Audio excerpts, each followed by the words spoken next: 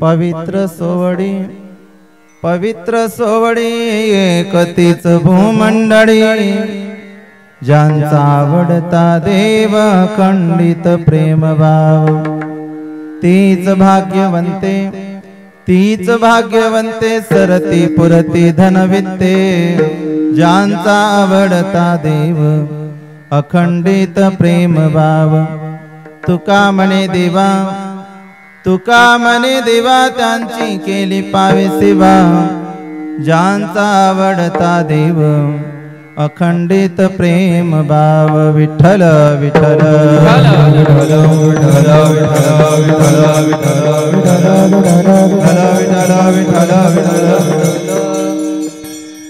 विभुं वेणुनादं चरन्तं दुरन्तं स्वयं लीलया गोपवेशं ददानं गवामृन्दकाणां चारुहासं परब्रह्मलिङ्गं भजे पाण्डुरंगा करो प्रथम नमन पाण्डुरंगा करो प्रथम नमन पाण्डुरंगा करो प्रथम नमन पाण्डुरंगा करो प्रथम नमन दूसरे चरणा संतांचिया दूसरे चरणा संतांचिया दूसरे चरणा संतांचिया त्यांच्या कृपा जाणे कधी जाविता कृपा जाणे कधी जाविता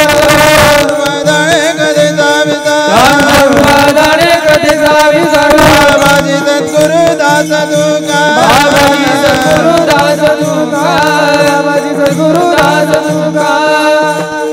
पांडुरंगा करो प्रथम नमन दुसरे चरणा संतांचिया त्यांच्या कृपादाने कथेचा विस्तारू बाबाजी सद्गुरु दास तुका सदा पंढरीनाथ पादांच भृगम निवृत्तीश्वरानुग्रहात् प्राप्त तत्वम् इंद्रायणी तीरभूम वसंतम समाधिस्थमूर्तिं भजे ध्यानदेवं मुक्ताबाही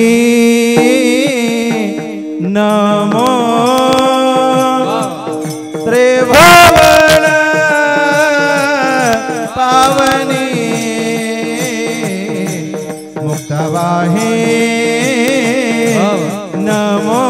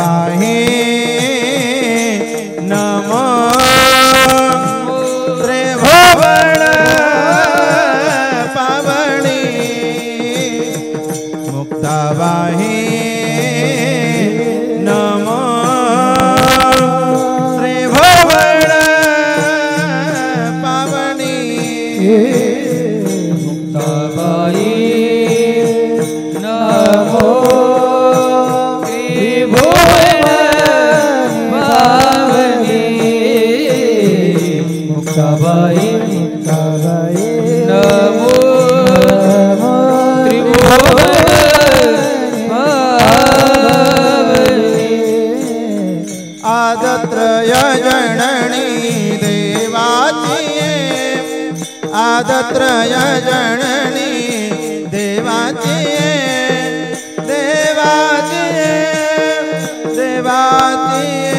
मुक्ताबाही नमो त्रिभुवन पावनी मुक्ताबाही नमो त्रिभुवन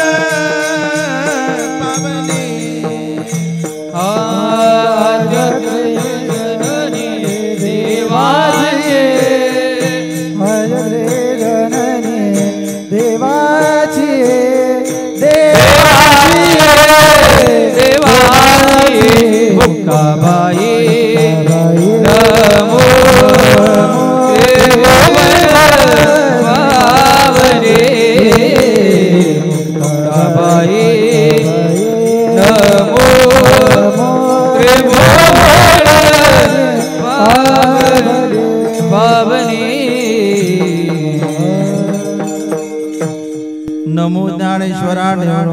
ज्ञानेश्वरा निवृत्ती उदारा सोपान देवा मुक्ताबाई नमो त्रिभुवन पावनी आदत्रय जननी देवाची रामाय रामभद्राय रामचंद्राय वेदसे रघुनाथाय नाथाय सीताय पतये नमो नमः संपाद ज्ञानां विदाय भक्तिं विलोकितो येन समाधिराजः वैराग्यवन्तं सुविचारयुक्तं नमामि जोगं शिरसा गुरुन्तं नागेन्द्रहाराय त्रिलोचनाय भस्मांगरागाय महेश्वराय नित्याय शुद्धाय दिगंबराय तस्मै नकाराय नमः शिवाय नमो सद्गुरु तुकया ज्ञानदीपा नमो सद्गुरु सच्चिदानंद रूपा नमो सद्गुरु भक्त कल्याण मूर्ति नमो सद्गुरु भास्करा पूर्ण कीर्ती पायी संतांचे मस्तक कर जोडोनी कर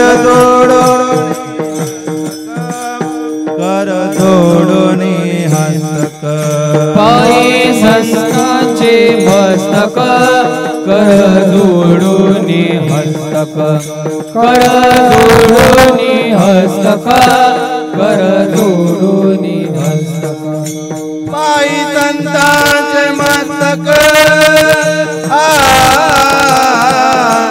पायी संतांचे मस्तक कर जोडोनी हस्तक कर जोडोनी हस्तक कर जोडोनी हस्तक पायी संतांचे मस्तक पायी संतांचे मस्तक कर जोडोनी हस्तक कर जोडोनी हस्तक कर जोडोनी हस्तक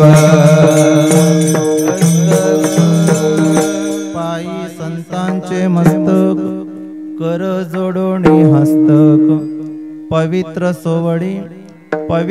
सोवडी एकतीच भूमंडळी ज्यांचा आवडता देव अखंडित प्रेम भाव प्रियभूत सिंधू कुळासागर इंदू कानाप्रिय बंधू गुणातीत साधू असे असणारे श्रीमंत श्री जगद्गुरु तुकोबाराय ज्या वारकरी संप्रदायाला पंचम वेद निर्माते असणारे श्रीमंत श्री जगद्गुरु तुकोबाराय नवे तर ज्या वारकरी संप्रदायाला कलशस्थानी शोभून दिसणारे श्रीमंत श्री जगद्गुरु तुकोबाराय आणि या जगतामध्ये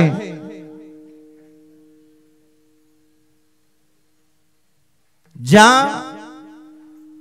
महात्म्याला जगत गुरु अशी पदवी मिळाली असे श्रीमंत श्री जगद्गुरु तुकोबाराय विठ्ठल विठ्ठल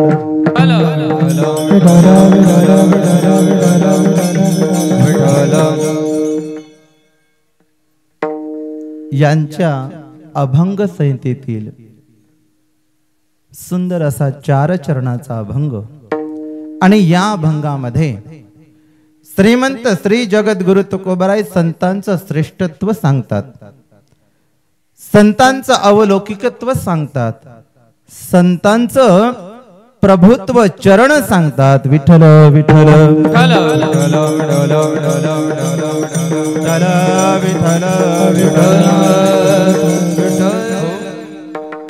त्यापूर्वी कीर्तनाला सुरुवात करण्यापूर्वी पर्याय देणं हे वक्त्याचं कर्तव्य आहे, आगत्य आहे. आणि म्हणून दरवर्षीप्रमाणे चालत असलेला अखंड हरिनाम सप्ताह राजराजेश्वरी संत कंठभूषणी सर्वही शस्त्रकला कामिनी आणि ब्रह्मस्वरूपिणी अशी असणारी श्री गंतराज ज्ञानेश्वरी पारायण सोहळा. आणि मला वाटतं 34 वर्ष आहे, काय की आहे ना, म्हणजे 3ऱ्या तपाला प्रारंभ केलेला आहे. 2 तपपूर्ती झालेला आहे आणि 3ऱ्या तपपूर्तीला फक्त किती दिवस बाकी आहेत, आता किती वर्ष बाकी आहेत? 2 वर्ष फक्त बाकी आहेत. म्हणजे 3 तपपूर्ती पूर्ण होईल. आणि त्या अखंड हरी सप्ताहामध्ये नित्यनेमाने चालत असलेली साधना, सकाळी काकडा असेल, ज्ञानेश्वरी पारायण सोहळा असेल, दुपारी प्रवचन असेल, सायंकाळच्या टायमाला हरिपाठ असेल, रात्री भगवान परमात्म्याचं गुण गाणारं असं चिंतन करणारं अनेक महाराज मंडळी, भक्ती मंडळी या ठिकाणी तुम्हाला ज्ञानदान करणार आहेत, करत आहेत. आणि अन्नदान सुद्धा होत आहे. भुक्ती मुक्तीचे स्थळ, भोड्या भाविका निर्मळ. जिथं भजन केलं तिथं काय आहे? भोजन आहे की नाही? घरून येता जेवण करून नाही ना महाराज. आणि म्हणून या सप्ताहामध्ये माझ्यासारख्या एक पामराला, सेवकाला काय मिळाली? सेवा मिळाली. आणि मी सेवकच आहे, कीर्तनकार नाही. कीर्तनाकरिता निवडलेला अभंग सेवेकरिता म्हणतात किंवा विवेचन करण्यासाठी असंही म्हणतात. अनेक त्याच्या पद्धतीने. पण मला तर असं वाटतं की एक अभंगाचा थोडासा धावता त्याचा सार सांगण्याचा मी प्रयत्न करणार आहे. विठ्ठल विठ्ठल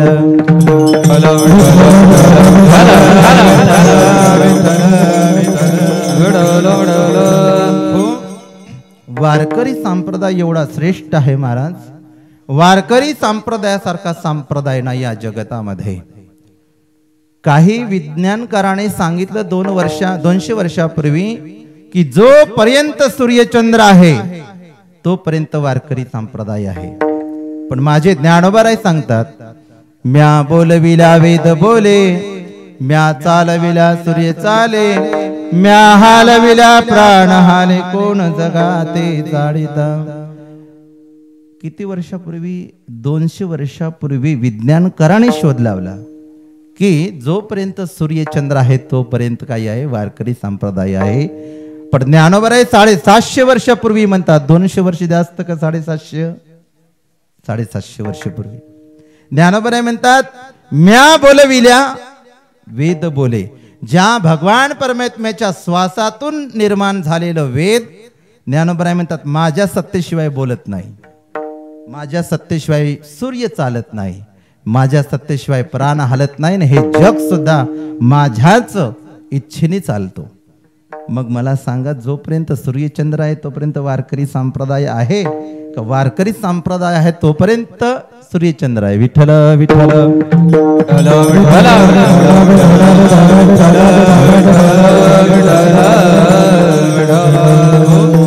अभंगाला चिंतन करण्याकरिता प्रवेश करायच्या अगोदर मी एक थोडं आपलं मत सांगणार आहे की वारकरी संप्रदायामध्ये करावा त्याग करावा 4था.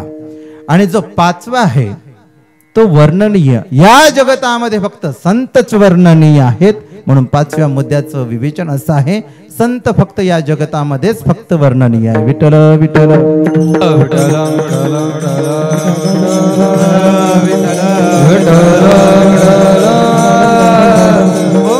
आणखी तुम्हाला 5 मुद्दे सांगतो.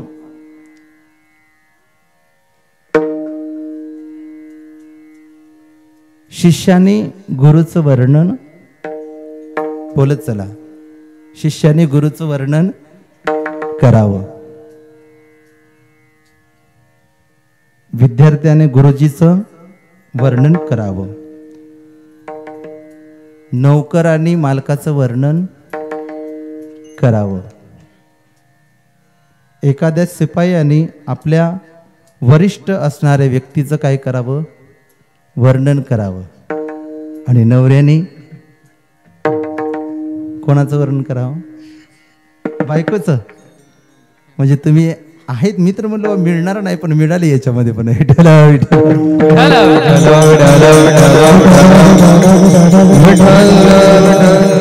विनोदाचा भाग आहे महाराज. या जगतामध्ये ते फक्त मोठे आहेत त्यांचंच वर्णन केलं जातं.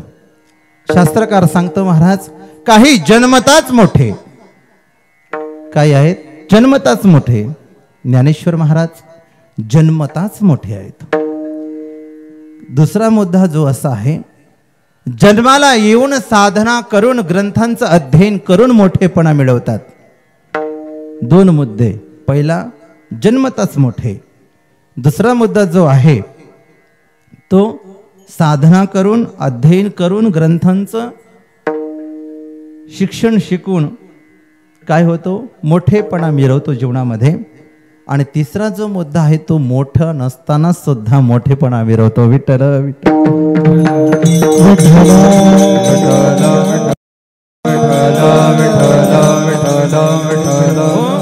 काही म्हणतात, अहो हा सप्ताह जो आहे ना मी आहे म्हणून होतोय, आहे की नाही. या गावाला जो सगळा निधी आहे ना मी आहे म्हणून आलाय, आहे की नाही. तो मनुष्य म्हणतो अरे मी आहे तोपर्यंत खाऊन घ्या. ते मुलं म्हणतात एकदा मरून तर बघ, चांगलं चांगलं खाऊ. विठ्ठल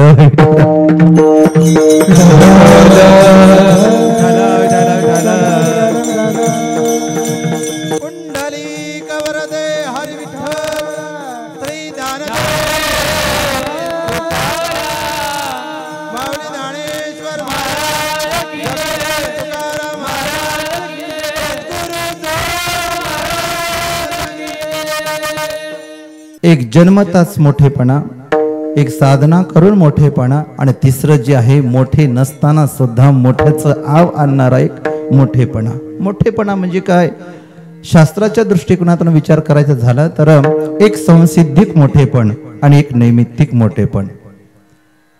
जो कालापुरतं राहतो किंवा टिकतो त्याला म्हणतात नैमित्तिक मोठेपण, आणि जो निरंतर राहतो जास्त वेळपर्यंत राहतो त्याला म्हणतात संसिद्धिक मोठेपण. जो देहाच्या ममत्वाने तो विचार करतो तो नैमित्तिक मोठेपण, ना आत्माच्या स्वरूपाने विचार करतो तो संसिद्धिक मोठेपण. जो ममत्वाने विचार करतो तो आहे संसिद्धिक मोठेपण, आणि देहाच्या स्वरूपाने, देहाच्या आवाराने, देहाच्या कर्तव्यांनी जो विचार करतो तो नैमित्तिक मोठेपण. विठ्ठल विठ्ठल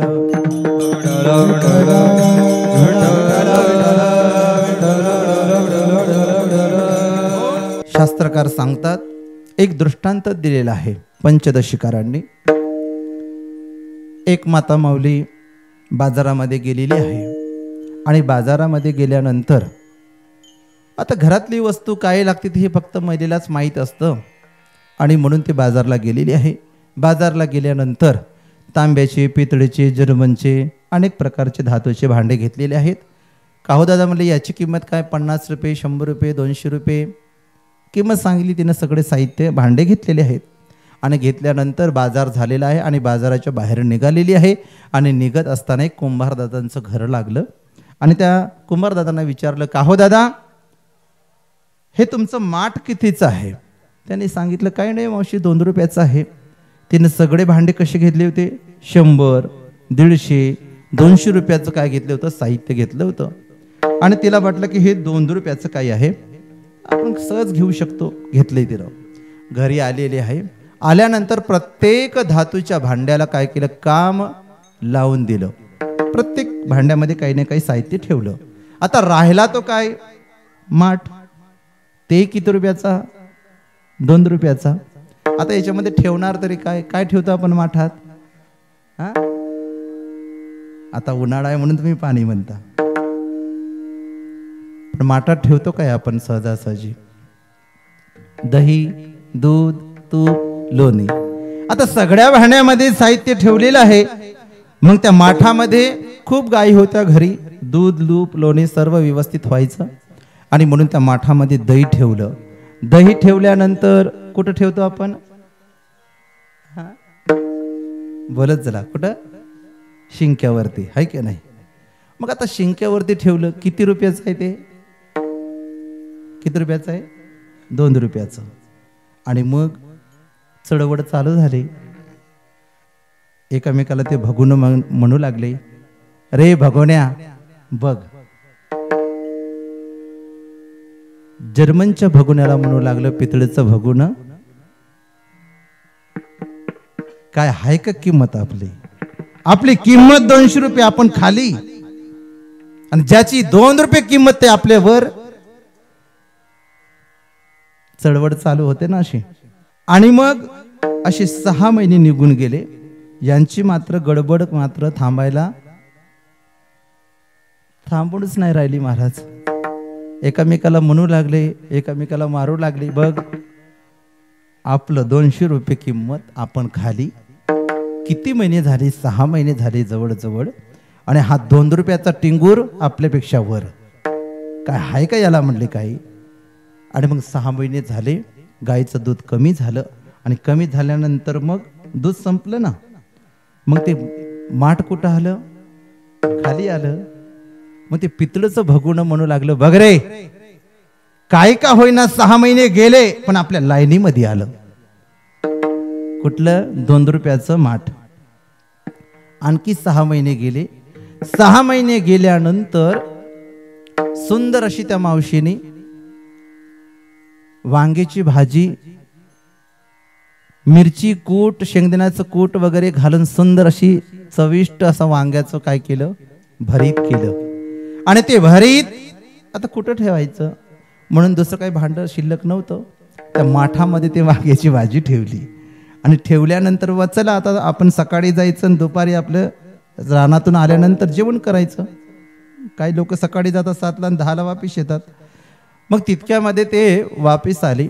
आणि आल्यानंतर इतकी कडकडीची भूक लागलेली होती की आता लगेच कधी घेतो आणि कधी खातो की काय असं तिला वाटू लागलं. आणि असं झाल्यानंतर ते माठातली भाजी घेतली, ताटामध्ये घेतली आणि खाणार इतक्यामध्ये ते काय झाली? भाजी कशी झाली असेल? विटली ना ते. कारण त्याच्यामध्ये 6 महिने काय होतं? काय होतं? दही होतं ना. मग त्या दह्याचा रूपांतर त्या आंबट वस्तूमध्ये झालं. म्हणजे ते माठच काय झाला? आंबट झाला. आणि आंबट झाल्यानंतर ते भाजी कशी झाली? विटली.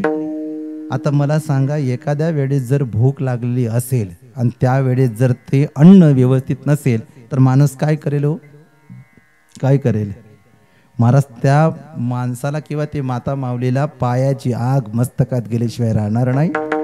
आणि म्हणून त्या मावशीने काय केलं? तो माठ घेतला आणि डायरेक्ट घराच्या बाहेरच टाकून दिलं.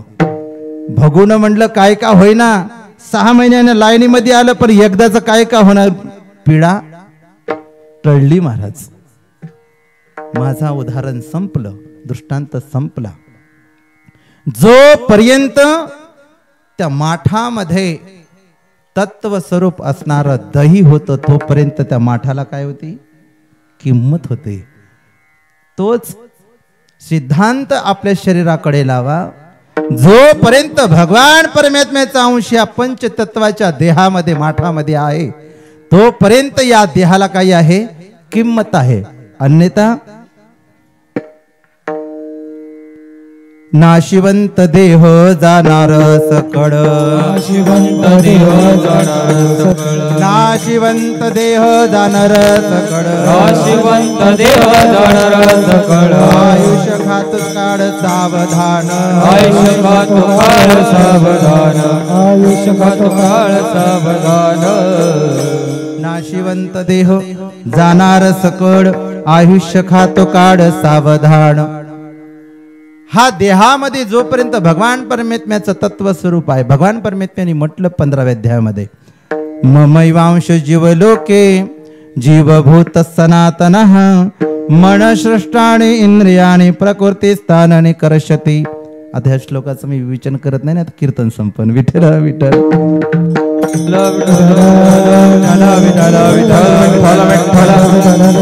हो.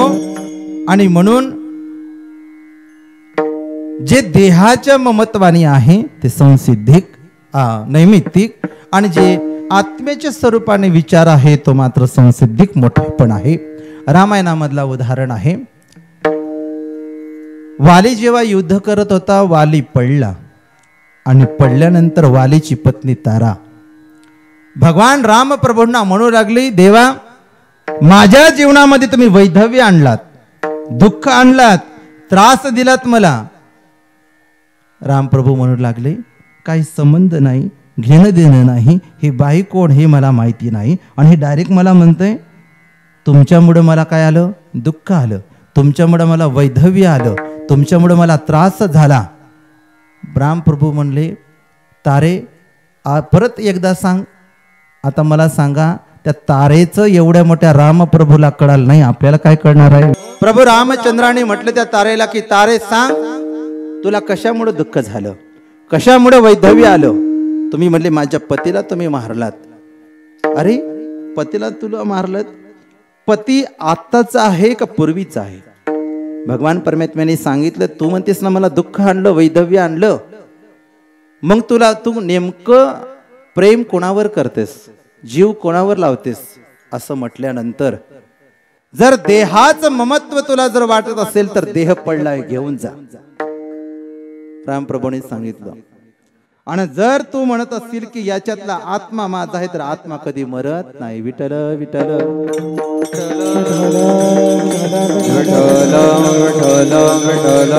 हो. आणि म्हणून संत जे आहेत देहाच्या ममत्वामध्ये अडकत नाही, जन्म मरणाच्या बंधनामध्ये अडकत नाही. संत कसे आहेत त्याच्याही पलीकडचे आहेत, है की नाही?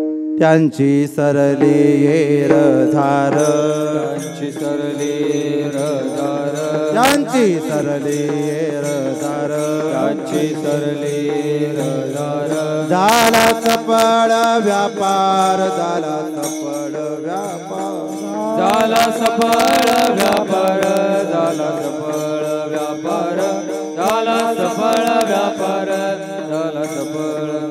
त्यांची सरली झाला सफळ व्यापार, झाला सफळ व्यापार, झाला सफळ व्यापार.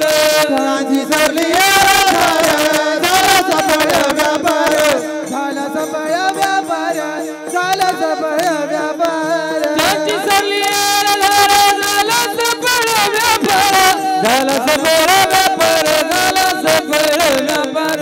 त्यांची सरली झाला सफळ व्यापार, झाला सफळ व्यापार, झाला सफळ व्यापार. जे देहाच्या पलीकडे पोचलेले आहेत, जन्म मरणाच्या पलीकडे पोचलेले आहेत, ते संत आहेत. आणि म्हणून ते संत कसे आहेत? त्यांची सरली येर झार, झाला सपड व्यापार. त्यांना जन्म नाही आणि मरण नाही. ज्ञानोबारायांनी म्हटलेलं आहे, तैसे हारपले आपण पेपावे, पै संता ते पाहता गिवसावे, मनोनी वानावे ऐकावे तेची सदा. ज्ञानोबराय म्हणतात, तेची सदा तैसे हारपले आपण पेपावे, तेच सदा पै संता ते पाहता गिवसावे, मनोनी वानावे ऐकावे तेची सदा.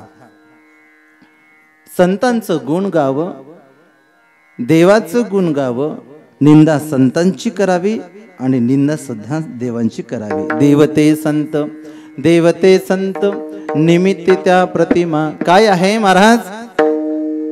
आपली वस्तू जर हरवली आहे की नाही, तर ते शोधण्याकरिता कोणतरी तिसरा लागतो, आणि ते गुरुशिवाय दुसरं कोणी करू शकत नाही. ज्ञानोबरायांनी तीच उदाहरण दिलं ना ज्ञानेश्वरीमध्ये. तैसे हारपले आपण पेपावे, म्हणजे तैसे हारपले, आपलं काय हरवलं, तैसे हारपले आपण पेपावे, पै संता ते पाहता गिवसावे. गिवसावे म्हणजे त्यांना जवळ करणं. आणि जर आपलं काय काय आहे महाराज, आपलं तर हरवलेलं आहे, पण त्या मनुष्याला आपलं काय हरवलं हे सुद्धा कळलं पाहिजे.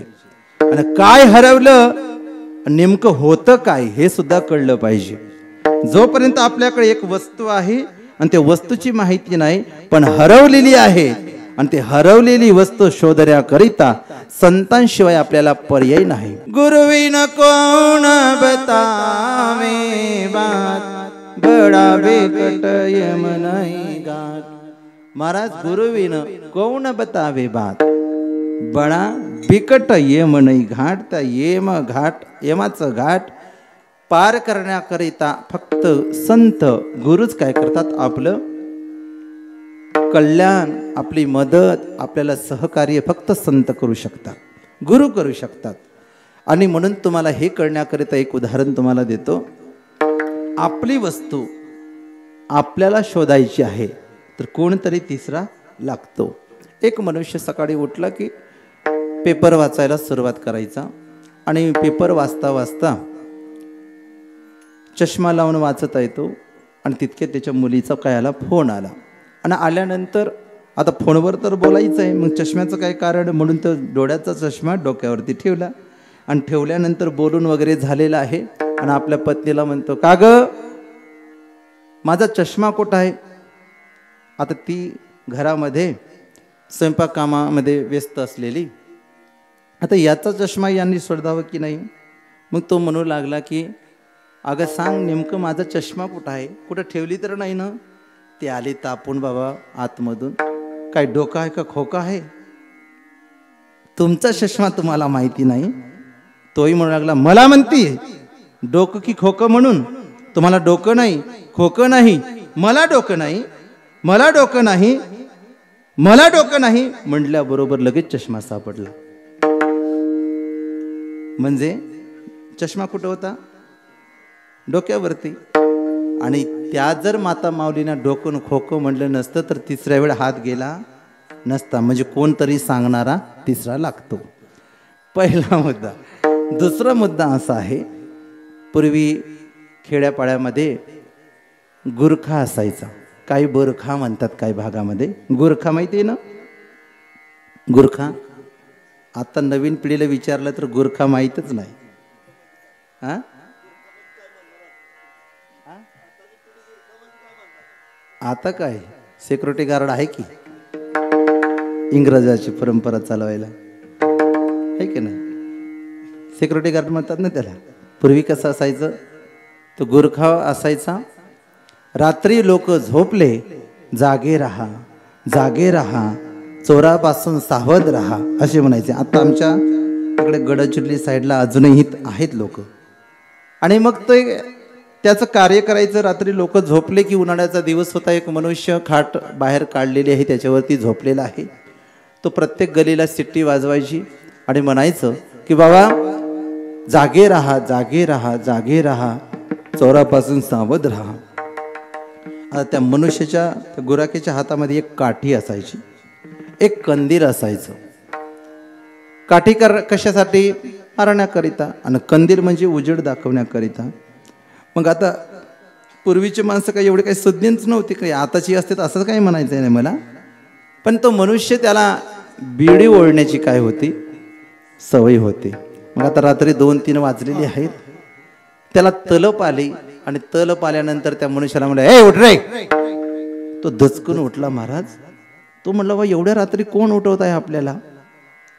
तर त्याने डोळे सोडले त्याच्याकडे बघितलं. हा तर गुरखा दिसतोय. का रे बाबा कशाला उठवलाय? अरे उठ म्हणतोय ना, मला बिडी पिण्याची तलब झाली, घरामध्ये जा आणि काडी पेटी आण. त्यांनी परत डोळे सोडले. सोडल्यानंतर आणखी बघितलं, नेमकी कशाला पाहिजे? अरे ते म्हणला रात्री झोप खूप यायला लागली मला, 2 दिवस झाले मी जागत आहे आणि मला एकतर बिडी पिण्याची तलब झाली. तलब झाली. त्यांनी बघितलं, जरा तो विवेकी होता. कोण? झोपलेला मनुष्य. जो उठला तो विवेक होता, त्याच्या जीवनामध्ये विवेक थोडा जागा होता.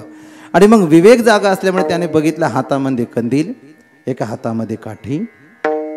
का रे बाबा म्हणले तुम्हाला एवढ्या रात्री उठवलास, तलब तुला आली, उठवण्याचं कारण मला काय? तर म्हणले काडीपेटी आणण्याकरिता मी तुला उठवलं. त्यांनी सांगितलं अरे तुला तलब झाली ना, खिशातून बिडी काढली असती, त्या कंदिलाचा काच वर केला असताना बिडी पेटवून आतापर्यंत पिऊन झाली असती, नाही का? आतमध्ये जायची गरज नव्हती. तो गुरखा म्हणला अरे भल्या माणसा हे सांगण्याकरिताच मी तुला उठवलं. विठ्ठल विठ्ठल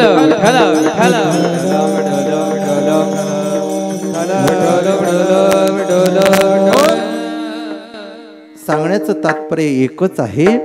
तैसे हारपले आपण पिपावे, पैसंता ते पाहता गिवसावे, मनोनी वानावे ऐकावे त्याची सदा. म्हणून संतांचं ऐकावं, संतांचं गुण गावं आणि म्हणून आपलं अज्ञानपणा घालवण्याकरिता आणि ज्ञानपणा प्राप्त करून देण्याकरिता संतांनाच तिसरा व्यक्ती घ्यावा लागतो. विठ्ठल विठ्ठल.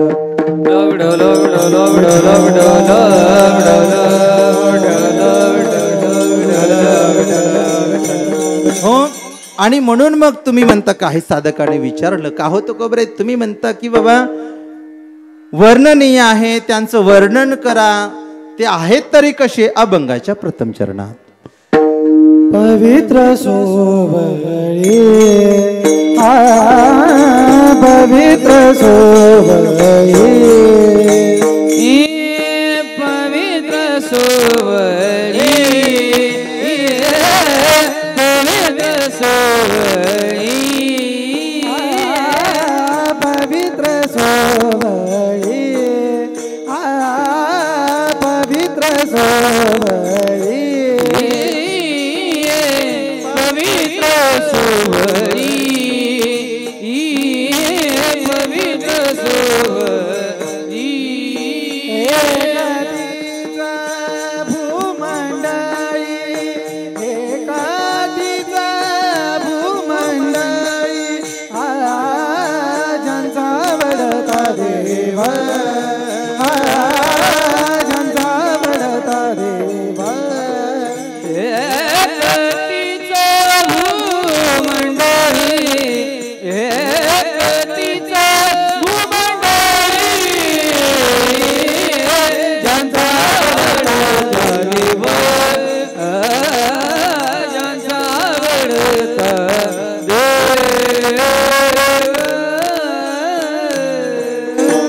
पवित्र सोवळी तीच एक भूमंडळी ज्यांचा आवडता देव अखंडित प्रेम भाव.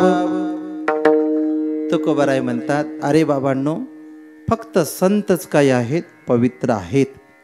पवित्र सोवळे पवित्र कसे आहेत, 6 मुद्द्यांनी तुम्हाला पटवून देतो. पहिला काय, देशतः पवित्र. दुसरं कुलतः पवित्र. तिसरं कालतः पवित्र. चौथं संस्कारतः पवित्र. 5वं संबंधतः पवित्र. 6वं म्हणजे स्वरूपतः पवित्र. एक एक आपण धावतो बघू. देशतः पवित्र, ज्या देशामध्ये संत जन्माला येतात, ज्या देशामध्ये तीर्थ उगम पावतात, तो देश कसा आहे, पवित्र. पवित्र ते कुळ पावन तो देश, पवित्र ते कुळ पावन तो देश, पवित्र ते कुळ पावन तो देश, पवित्र ते कुळ पावन तो देश. जेते हरीचे दास जन्म घेती, जेते हरीचे दास जन्म घेती.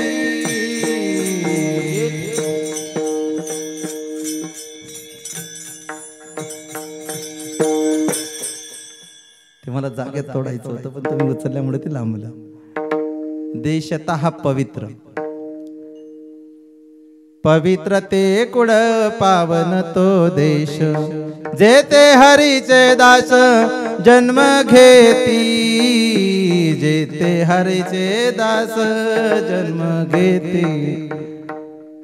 आणि म्हणून ज्या देशामध्ये संत तीर्थ उगम पावतात, वास्तव्य करतात, तो देश कसा आहे. म्हणून आपला कोणता आहे, आपला मानदेश. कशामुळं, कशामुळं मानदेश, कशामुळं, अहो सुंदर अशी मानगंगा प्रवाहित आहे म्हणून, आहे की नाही, मानदेश असं म्हटलं जातं.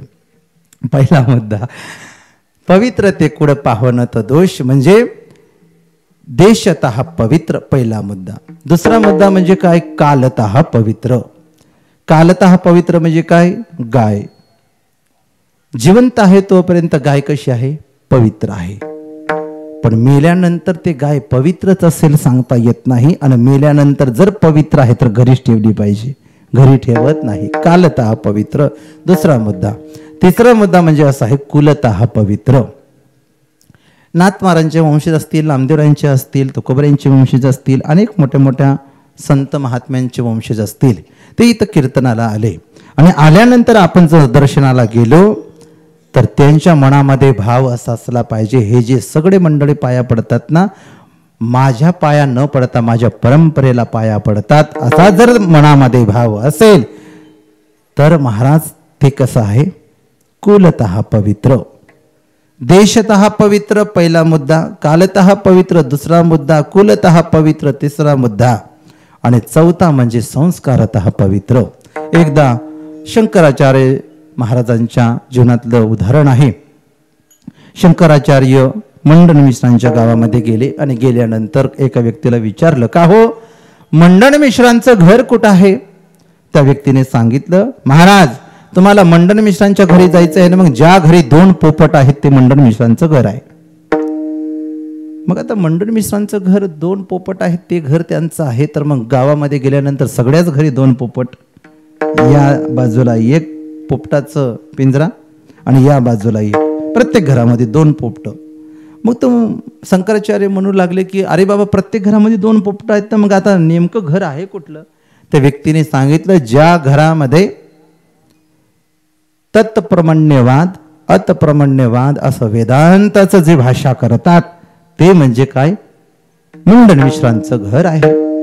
गेले बाबा, प्रत्येक घरामध्ये विचारू लागले, काय हो हे मंडन मिश्रांचं घर आहे? आता ते पोपट बोलण्याचं ते काय शिकवलेच नव्हते. मंडन मिश्रांच्या घरी गेल्यानंतर त्यांची वेदांताची भाषा चालली होती, ते ओळखून घेतलं शंकराचार्याने, हे मंडन मिश्रांचं घर असलं पाहिजे. आता हे मंडन मिश्रांच्या घरचे पोपट हो, आपल्या घरचा पोपट, यात संशय काय, एवढंच म्हणतो विठ्ठल विठ्ठल.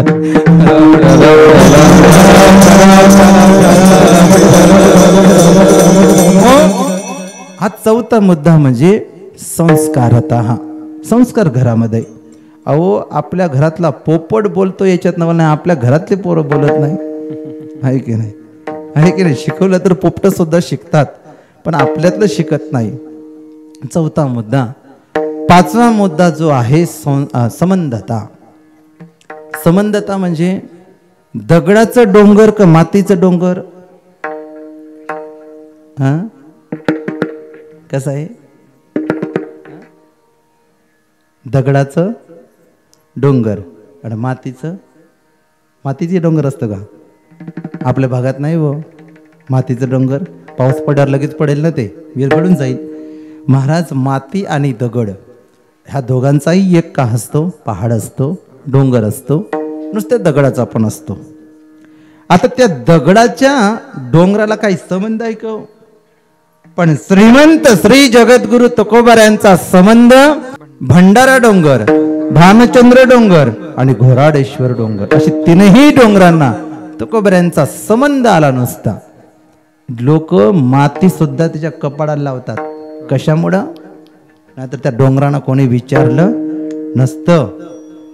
आता महाराज बघा, पालवणला तुकाराम चरित्र आहे, एवढं सुंदर चरित्र आहे तुकोबारायचं. महाराज नुसतं चरित्र जरी म्हटलं तरी अंगाला काटा आला पाहिजे असं चरित्र आहे. विठ्ठल विठ्ठल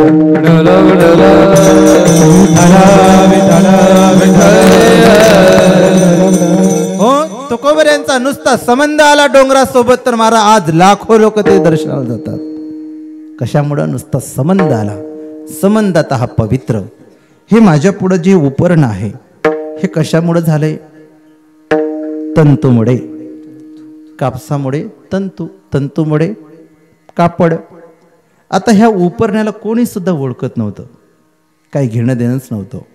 पण ह्या उपरण्याला संबंध शांती ब्रह्म परमपूजनीय गुरुवर्य मारुती बाबा खुरेकर या उपरण्याला संबंध आला. म्हणून आज अख्खा महाराष्ट्र दुकानामध्ये गेल्यानंतर म्हणतात की कुरेकर बाबांचं उपर्ण द्या. नाही याला कोण विचारतो? 100 पुष्याच्या कामायचं आहे. विठ्ठल विठ्ठल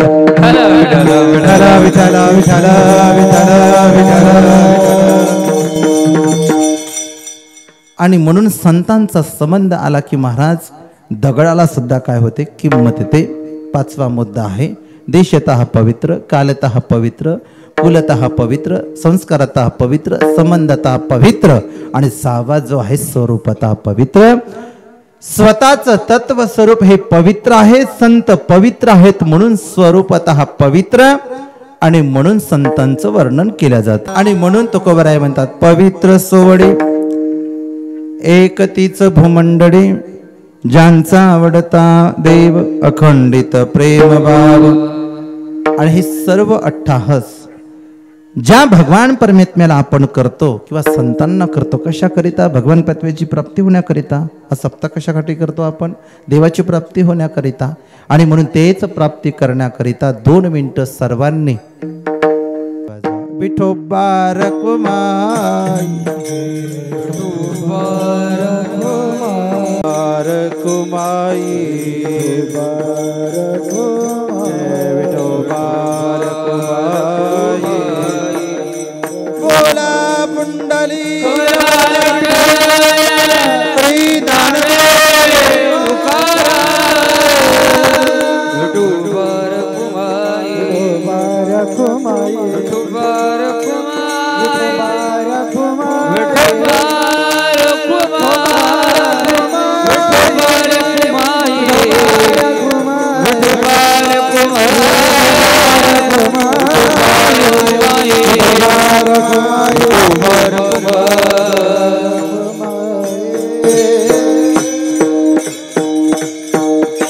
पवित्र सोवडी एकतीच भूमंडळी ज्यांचा आवडता देव अखंडित प्रेम भाव. पवित्र कोण?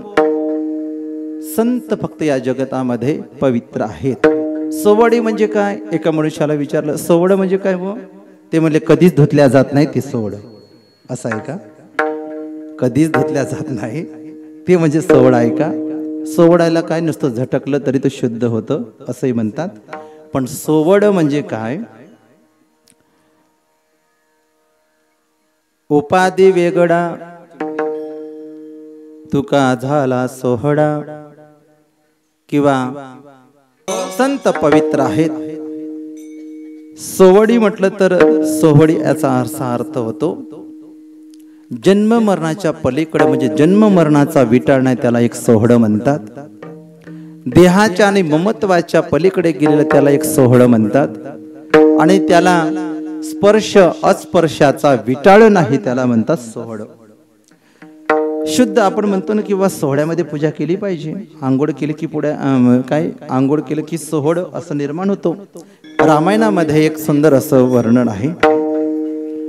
दंडकारण्यामध्ये रामप्रभू लक्ष्मणजी सीतामाई प्रवास करत होते आणि एक असं तळ होतं आणि तळ्यामध्ये तळ्याच्या शेजारी ऋषीमुनी राहत होते आणि रामप्रभू येणार आहेत म्हणून असं त्यांना चावल पडली. आणि मग आपण भगवान परमेत्म्याकडे विनंती केली पाहिजे देवा आम्ही जे सगळे ऋषीमुनी साधक मंडळी आहेत त्या तळ्याचं पाणी पित असतो आणि त्या पाण्याच्या शेजारी एक बिल्लीनी राहते शबरी. तिच्या स्पर्शाने हे अशुद्ध झालं. तेव्हा प्रभू रामचंद्रांनी म्हटलेलं आहे मी सांगतो ते ऐका. तळ्यातलंच पाणी घेऊन जा आणि त्या शबरी मातेचं पाय धुवा आणि तेच पाय धुतलेलं पाणी परत तुम्ही त्या तळ्यामध्ये टाका. शुद्ध झाल्याशिवाय राहणार नाही. ते ऋषी म्हणू लागले की बा हे आम्हाला माहिती तुम्ही इथं नसताना सुद्धा तुम्ही कसं काय सांगता यांना कसं काय माहिती? अहो तो अंतरीची घेतो गोडी पाहे जोडी भावाची त्याला काय सांगायची गरज आहे का? त्यांनी सांगितलं म्हणे शबरीचं नुसतं पाणी जरी तळ्याला लागलं परत तरी तरी शुद्ध होईल का? सोहळा तो झाला देवे अंगीकार केला. ज्या मनुष्याने ज्या व्यक्तीला अंगीकार करून घेतलेला आहे तो मात्र अपवित्र नाही तो पवित्र राहतो. आणि म्हणून जे पवित्र आहेत सोवडी आहेत एक आहे आणि तीच भूमंडळी आहे. ते कोणाला आवडतात तर ते देवाला आवडतात आणि तेच साधकांना आवडतात. अभंगाच्या 2ऱ्या चरणात ज्यांचा आवडता देव ज्यांचा आवडता देव ज्यांचा आवडता देव ज्यांचा आवडता देव ज्यांचा आवडता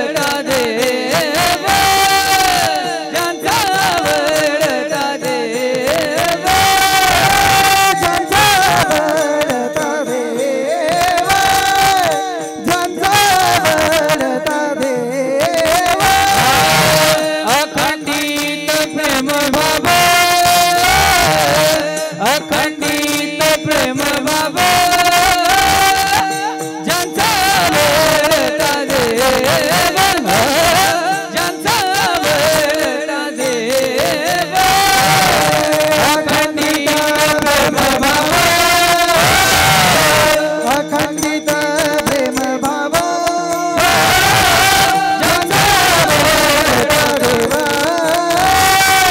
ज्यांचा आवडता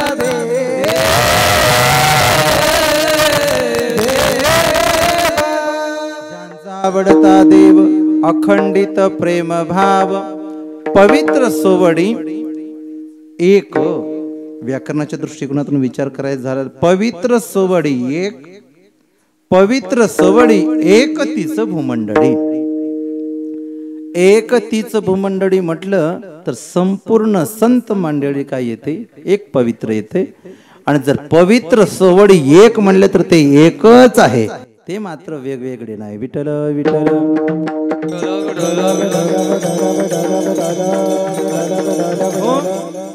आणि मग तुम्ही म्हणाल की बाबा पवित्रच म्हणजे शुद्ध आणि शुद्धच म्हणजे पवित्र का नाही महाराज चार मुद्द्यात तुम्हाला मांडतो ना आपली सेवा संपवतो काही ठिकाणचं पाणी पवित्र आहे पण शुद्ध नाही काही ठिकाणचं पाणी शुद्ध आहे पण पवित्र नाही काही ठिकाणचं पवित्रही नाही आणि शुद्धही नाही आणि काही ठिकाणचं पाणी शुद्धही आहे ना पवित्र आहे पहिला मुद्दा बघा काही ठिकाणचं पाणी पवित्र आहे पण शुद्ध नाही चंद्रभागेचं पाणी तुम्ही बघा आता जाऊन पंढरपूरला आंघोळ करावी की नाही असं वाटतंय तिथे लिहिलेलं आहे पुंडलिकाच्या पुढं हे पाणी फक्त तीर्थ म्हणून प्या स्नान करू नका नळाचं पाणी पिण्याकरिता वापरा ते पवित्र आहे पण शुद्ध नाही पहिला मुद्दा दुसरा मुद्दा जो आहे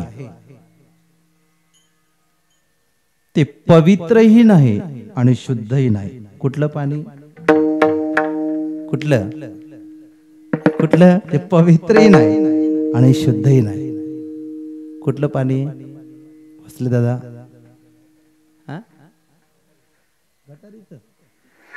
शुद्धही नाही आणि पवित्रही नाही ते कसं काही नाही ते पुढे जाऊन शुद्धच होते ना पवित्र नाही पण शुद्ध होत ना ते कधीच पवित्र होत नाही आणि कधीच शुद्ध होत नाही अहो दररोज सकाळी मलवडीच्या हाटलामध्ये तुम्ही असता आहे की नाही हॉटेलचं पाणी पवित्रही नाही आणि शुद्धही नाही हाटलातल्या तुम्ही माठातल्या न्याबर पूजेला पाणी नेऊ शकता पवित्र आहे ते नाही आणि शुद्ध तरी कसं म्हणावं प्रत्येक माणूस त्या ग्लासाला प्रत्येक माणूस तोंड लावतो राव चुटक्या मारून पाणी पितात ते अठ्ठासाने विठ्ठल विठ्ठल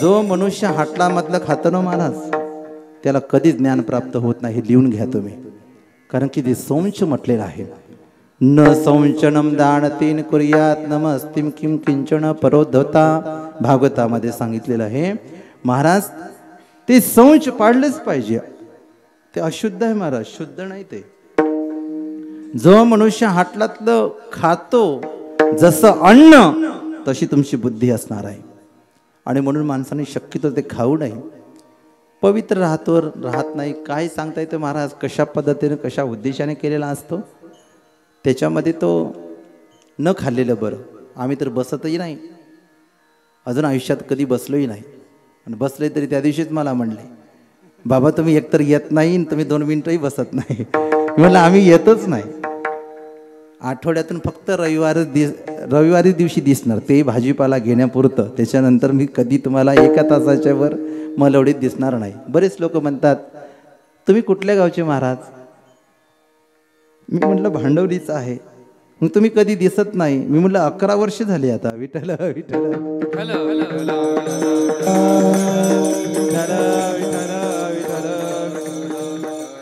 काय शोकांतिक आहे महाराज अहो घरी कमी वेळामध्ये जेवढा वेळ मिळेल तेवढा घरी ज्ञानेश्वरीचं पारायण केलं पाहिजे गाथ्याचं पारायण केलं पाहिजे नामस्मरण केलं पाहिजे आपल्याला तारका मिळाव्या आपल्याला कार्यक्रम मिळावं म्हणून मलवडीच्या स्टँडवर येऊन बसू नाही महाराज तुम्हाला सांगेन केवढी खंत आहे एक मनुष्य असा आहे, चांगला अभ्यास केला, ह्या वर्षी कोण कोण मरते म्हणजे टिपून ठेवते आणि पुढच्या वर्षी बरोबर तारीख काढून ठेवतो बरोबर.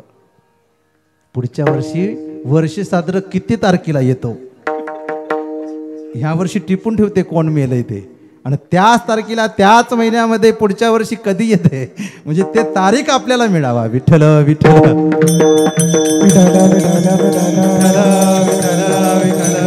हो. अरे ज्ञानोबरायांची ज्ञानेश्वरी त्याचा अभ्यास कर, तुकोबरायांच्या गाथ्याचं वेचिते वचन वेचिते वचन तेने जोडसे नारायण. अहो तुम्हाला काय लागल तेवढ्या उलते पालते पडेपर्यंत तुम्हाला कीर्तन मिळतील. देवाची सेवा केली पाहिजे. इथं बसून काय उपयोग आहे? याची नाली उपस त्याची नाली उपस त्याची गटार उपस, काही उपयोगच नाही ना. महाराज एक क्षण सुद्धा वाया गेला नाही पाहिजे. हा देह दिला आपल्याला, किती महत्वाचा मोलाचा दिलाय. जाऊ द्या, आपला मुद्दा जो झालेला आहे तो मुद्दा म्हणजे पवित्रही नाही आणि शुद्धही नाही. पवित्र आहे पण शुद्ध नाही, दोन मुद्दे. तिसरा मुद्दा जो आहे ते शुद्ध आहे पण पवित्र नाही. काय काय बाटली 20 रुपयाची, ते बाटली अख्ख्या माणसाला बाटवली पण स्वतः शुद्ध झाली नाही, आहे की नाही? ते शुद्ध आहे म्हणजे पिण्याकरिता ते शुद्ध आहे, पण ते मात्र पवित्र नाही. पूजेला ते पाणी चालत नाही. ते पाणी कोण भरतो, कसा भरतो, कशा पद्धतीने भरतो, कुठल्या वृत्तीमध्ये भरतो, कुठली वृत्ती असेल न मग तो भरतो, हा आपल्याला सांगता येत नाही. म्हणून ते शुद्ध नाही, पवित्र आहे. पण चौथा मुद्दा तुम्ही ऐका. चौथा मुद्दा ते पवित्रही आहे आणि शुद्धही आहे, ते म्हणजे वारकऱ्याच्या घरचं पाडे. विठ्ठल विठ्ठल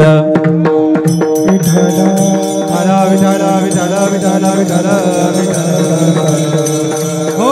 आणि म्हणून ते पवित्रही आहे आणि शुद्धही आहे. फक्त ते वारकऱ्यांच्या घरचं पाणी मनुष्यानं आवर्जून पेलं पाहिजे, आहे की नाही? आणि म्हणून ज्यांचा आवडता देव अखंडित प्रेमभाव, ते पवित्र आहे, सोडी आहे, एक आहे, त्यांनाच देव आवडतो. त्यांच्या जीवनामध्ये त्यांच्या अंतःकरणामध्ये प्रेम आहे म्हणून त्यांना आवडतो.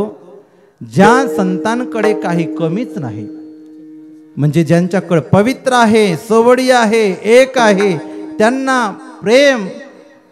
ज्यांचा आवडता देव, ज्यांच्याकडे प्रेम आहे, पवित्र आहे, सोवडी आहे, एक आहे, त्यांनाच देव आवडतो. मग कोण आहे? तीच भाग्यवंते अभंगाचे तिसरे चरण.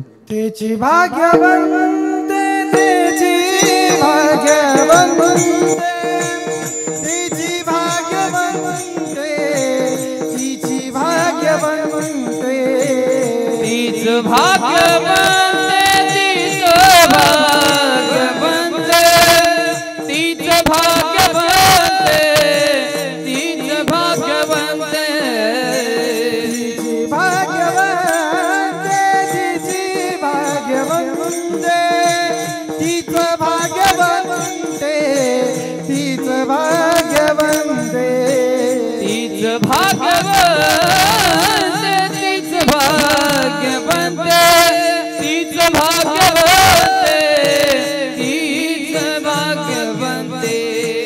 सरती पुरते धनविते,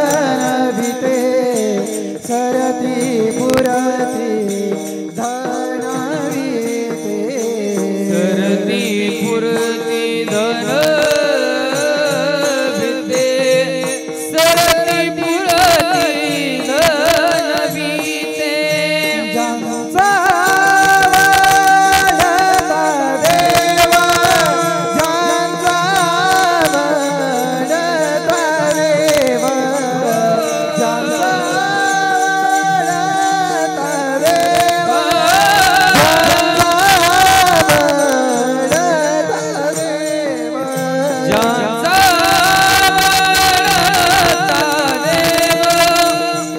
आवडता देव, ज्यांचा देव, ज्यांचा आवडता देव.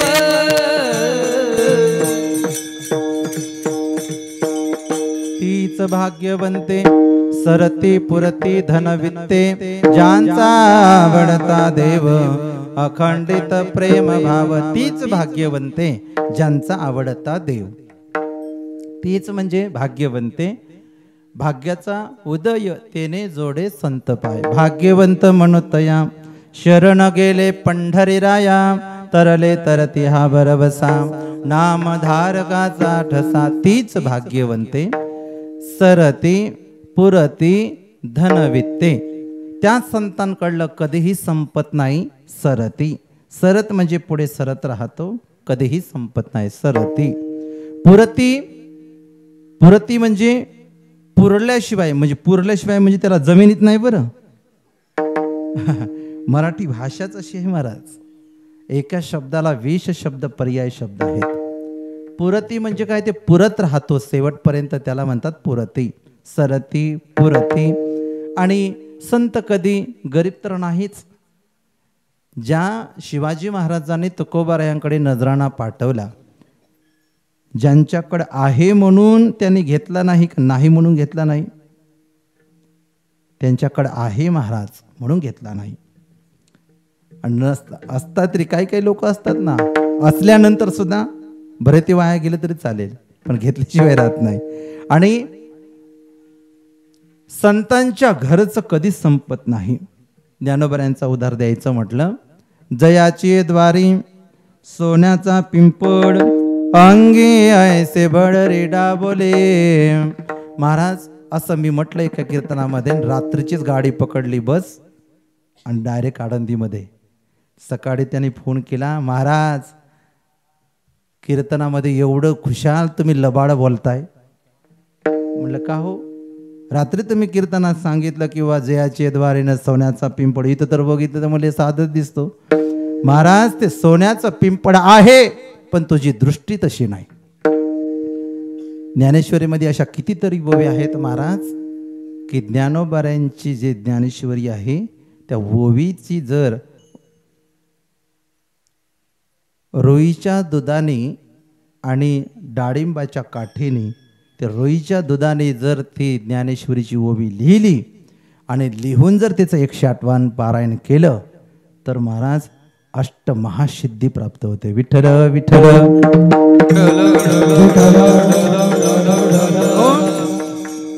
ज्याला आजार झालेला आहे, मूळव्याधचा आजार झालेला आहे, त्यांनी सुद्धा रोईच्या दुधाचं आणि जे लिंबाची काडी आहे आपली कडुलिंब, त्याच्या काडीने जर त्या दुधाने जर ती ओवी लिहिली तर त्या ओवीचं जर पठण केलं तर माणसाचा मूळव्याध जातो. एवढं सामर्थ्य त्या ज्ञानेश्वरीमध्ये आहे. एकतरी ओवी अनुभवावी महाराज, फक्त विश्वास असला पाहिजे. ज्ञानोबरायांची ज्ञानेश्वरी म्हणजे सामान्य नाही. जगतामध्ये सर्वात श्रेष्ठ सगळ्या ग्रंथांचं ग्रंथम अशी नामांकित ज्ञानेश्वरी आहे आणि ते साक्षात देववाणी आहे. सांगण्याचं तात्पर्य एकच आहे की तीच भाग्यवंते सरती पुरती धनवित्ते. सांगण्याचं तात्पर्य एकच आहे महाराज. या अभंगाचं चिंतन करत असताना पहिल्या चरणामध्ये ज्ञान सांगितलं. पवित्र सोवडी एक तीच भूमंडळी ज्ञान सांगितलं. ज्यांचा आवडता देव अखंडित प्रेम भाव भक्ती सांगितली. तीच भाग्यवंते सरती पुरती धनवित्ते व्यवहार सांगितला. आणि मग चौथ्या चरणामध्ये तुकोबाराय म्हणतात, जे पवित्र आहे, सोवळी आहेत, एक आहेत, प्रेम त्यांच्या अंतःकरणामध्ये ज्यांचा आवडता देव, हे संपूर्ण असणारे तीच भाग्यवंते आणि त्यांच्याकडलं कधीच संपत नाही. सरती पुरती धनवित्ते अशांची सेवा घडावी. अभंगाच्या चौथ्या चरणात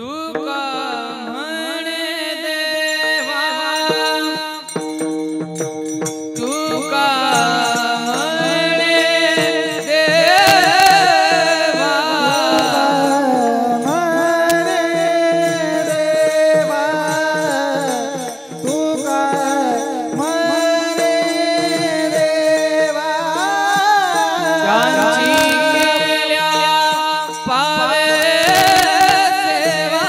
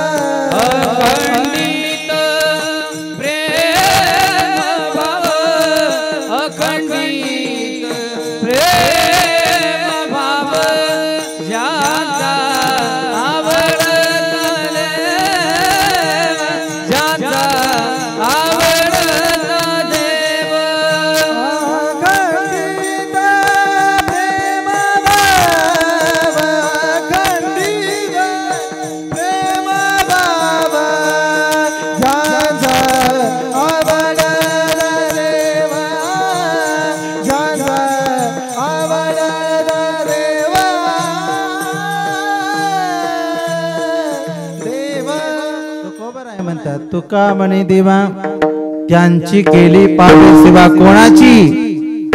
साधकाने विचारलं. तुकोबराय म्हणतात तुम्ही म्हणता तुका म्हणे देवा त्यांची केली पावे सेवा, तुम्ही जे हे सांगता ते कोणाची?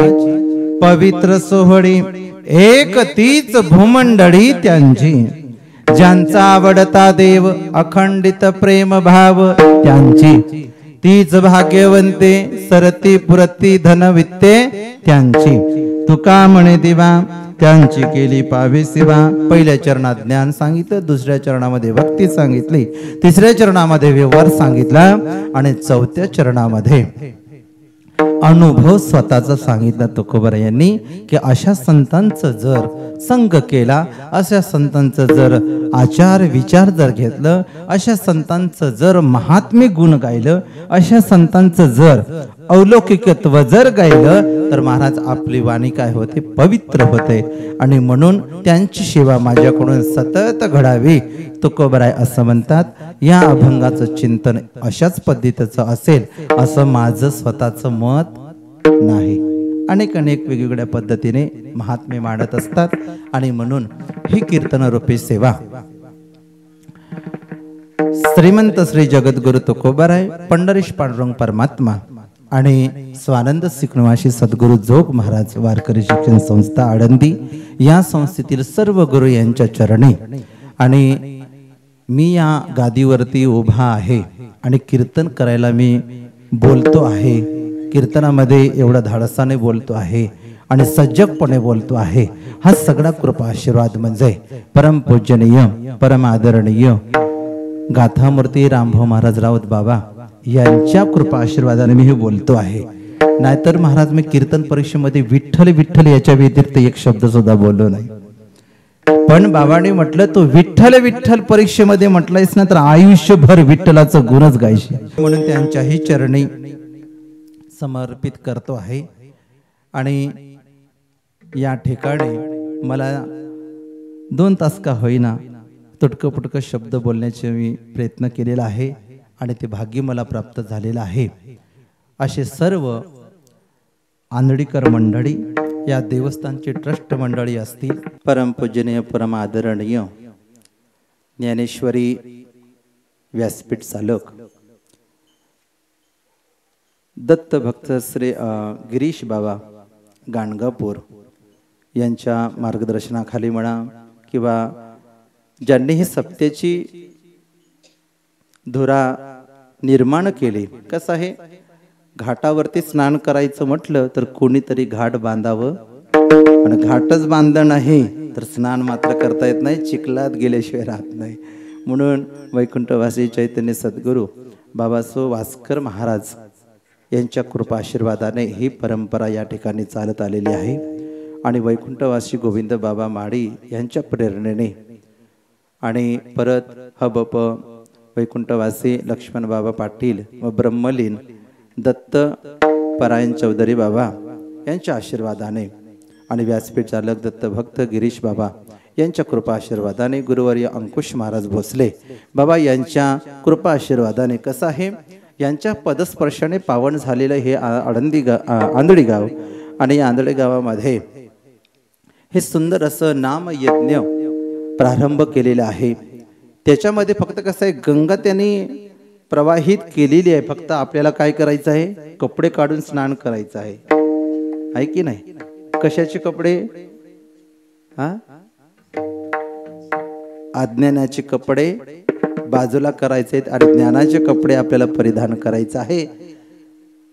आणि म्हणून त्यांच्याही चरणी हे कीर्तन रूपी सेवा. आमचे गायनकार मंडळी आहेत, आता काही सगळ्यांचे नाव वाचून दाखवत नाही, सगळे टाळकरी मंडळी आहेत. आमचे संकेत महाराज आहेत. महाराज तुमचं काय? ऋषिकेश महाराज, सुंदर गायन आहे. आमचे संकेत महाराजांची जास्त प्रगती होत आहे, म्हणजे ऋषिकेश महाराजांच्या शेजारी राहून आहे की नाही. आमचे मृदंगाचार्य आमचे बाडू महाराज आहेत. महाराज त्यांचं वाजवणं धाबडधबड नाही, जुनं व्यक्ती आहे.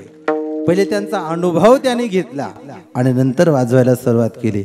आताच तसं नाही, वाजवायला पहिले सुरुवात करतात ना मग अनुभव घेतात. महाराज त्यांचं वाचवणं डबक्यात आहे. झोपलेला माणूस नाचत आला पाहिजे असं वाजवणं आहे. नाहीतर महाराज काय काय आता आमच्या इथं बघा भांडवलीमध्ये असं कोणीही चालत नाही.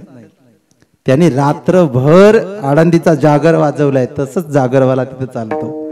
सगळी फडकरी मंडळी 2 चाली आणि ठेक्यामध्ये आणि आवरून चाली असतात. नाहीतर मग इथून सुटलं पुण्यातून सुटलं की कोल्हापूर शिवाय थांबत नाही. अशी दिग्गज मंडळी आहेत. विनेकरी बाबा आहेत, आमचे माने बाबा चोपदार आहेत, सगळे आमचे बालगोपाल मंडळी आहेत. हे आता यांची गरज आहे, हे महत्त्वाचे आहेत. आणि दुसरा मुद्दा असा म्हणजे आपण वारकरी संप्रदायामध्ये धर्म तर आपल्याकडून होत नाही, पण अधर्म सुद्धा घडला नाही पाहिजे. हा नाम यज्ञ आहे. जेवढं तुम्ही सजगतेने करायला गेले तेवढं काही आपल्याकडून होणार नाही, पण साधं आहे. आता हे आल्या आल्या मला ते लक्षात आलं, पण मी म्हटलं नंतर बोलावं. आता हे जे टाळ आहे टाळ, तर हे टाळ असं टाकू नका कधी. हा अधर्म आहे, धर्म नाही. आपण गळ्यामध्ये धारण करतो तो धर्म आहे, पण असं लात खोंदडी टाकणं म्हणजे हे अधर्म आहे. का? हे कोण आहे? टाळ म्हणजे कोण आहे? विठ्ठल टाळ, विठ्ठल दिंडी, विठ्ठल तोंडी उच्चारा. काही तुम्ही आता, कारण हे मी कशासाठी बोललोय, हे वास्कर महाराजांची काय आहे गादी आहे. वास्कर महाराजांची परंपरा आहे. त्यांचे टाळ कशावर असतात तुम्ही पाहुण्या, सेपरेट टाळासाठी गादी असते. कीर्तनकाराला नसते तर चालेल, पण टाळासाठी गादी असते. हे महत्वाचं आहे बरं का, हे सांभाळलं पाहिजे. आणि जेणेकरून शक्यतो धोतर लावायला थोडं ऐकेल, कारण की ते आपलेच नातू आपल्याला म्हणतील आमच्या आजोबानेच नाही लावली हे परंपरा, तर आम्हाला काय, आम्ही चड्डीवर कीर्तन करू, परंपरा पडेल ना. एकदा बापू महाराजांचे वडील मधुसूदन महाराज, त्यांचे पुण्यतिथीचं कीर्तन होतं. रामभाऊ महाराज राऊत यांनी विचारलं, बापू महाराजांना सांगितलं मी येतो कीर्तनाला, पण चड्ड्यावाले असतील तर मी येत नाही कीर्तनाला, म्हणजे पॅन्टवाले. सांगितलं बापू महाराजांनी, म्हटले पॅन्टवाले आणि पैजामावाले जर उभे राहिले तर राऊत महाराज काही येणार नाही. महाराज फक्त दोघंच उभे राहिले, 2 गायक आणि राऊत बाबा तिघे जण राहिले. दुसऱ्या दिवशी गुरुवारी बंडात त्यांचं कीर्तन. ते म्हणले राम भाऊ अगोदरच इकडं कोणी येत नाही, तुम्ही जर नियम काढले तर म्हणले इथं कोण येणार आहे, मग कशाला म्हणले सप्तच बंद करून टाका. पुढची पिढी काय म्हणेल हो आपल्याला, काय म्हणेल की बाबा पॅन्टवरही सुद्धा कीर्तनकार होते काय की पूर्वी, त्याच्यामुळे आता हे परंपरा पडली. म्हणून ही वारकरी संप्रदायाची धुरा आपल्यावरती आहे, आपण सांभाळली पाहिजे. आणि म्हणून ही कीर्तन रूपी सेवा सर्वांच्याच चरणी समर्पित करून, तुम्ही म्हणाला आम्ही काय तुमचं घोडं मारलं काय, तुम्ही महिषाची मूर्ती, तुम्ही पार्वती आहात, तुम्ही शंकर आहात, तुमच्याही चरणी समर्पित करतो. आणि आमच्या पुढे जे फोकस लावणार आहेत राहुल दादा, यांच्याही चरणी तुमचं आमचं सगळ्यांचं आवाज झोपल्यापर्यंत पोहोचवण्याचं काम करतायत असे आमचे माईक सिस्टीमवाले सुद्धा दादा, यांच्याही चरणी समर्पित करतो. आणि शेवेला इथंच विराम देतो. ज्ञानेश्वर माऊली, ज्ञानराज माऊली तुकाराम, ज्ञानेश्वर माऊली, ज्ञानराज माऊली तुकाराम, ज्ञानेश्वर माऊली, ज्ञानराज माऊली तुकाराम, तुकाराम, तुकाराम,